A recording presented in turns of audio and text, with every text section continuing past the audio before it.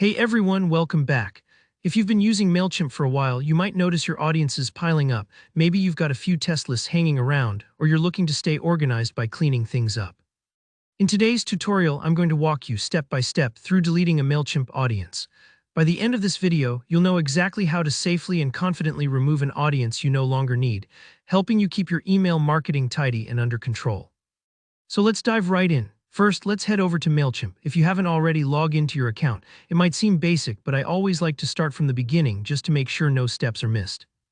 Once you're in, Mailchimp's dashboard can look pretty busy, especially if you work with multiple campaigns, so take a moment to find the menu on the left-hand side and click on the Audience tab.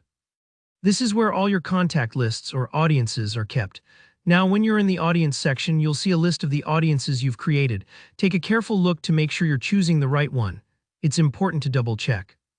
Deleting an audience is permanent. Once it's gone, you can't get it back, and all the contacts and data going with that audience will be deleted too. So if you're unsure, you might want to export your audience first, just in case. Next, beside each audience, you'll notice a little checkbox next to the email address or the audience name. Go ahead and click the checkbox of the audience you want to delete. Don't worry if you select the wrong one at first, nothing's deleted yet. Just make sure only the checkbox of the audience you truly want gone is ticked. This step is a bit like sorting mail before recycling. You want to be absolutely sure you're only tossing what you really don't need. After you've selected the checkbox, look up toward the top of your list. You'll see a new line of text appear. This only shows up once you've made a selection. This area is where special actions and tools show up for your selected audience, so keep an eye there. To the right, there should be an icon with 3 little dots. It usually looks like a stack of pancakes or a vertical ellipsis if you're familiar with those.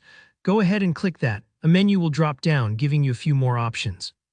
This is where you want to slow down a bit and make sure you click the right thing.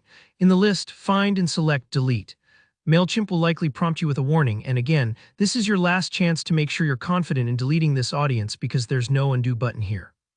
Once you confirm that's it, the audience will be removed from your Mailchimp account, along with all the information and contacts linked with it. It only takes a few moments, and you'll see your list is now a little neater and more manageable. So that's all there is to it. Easy, right?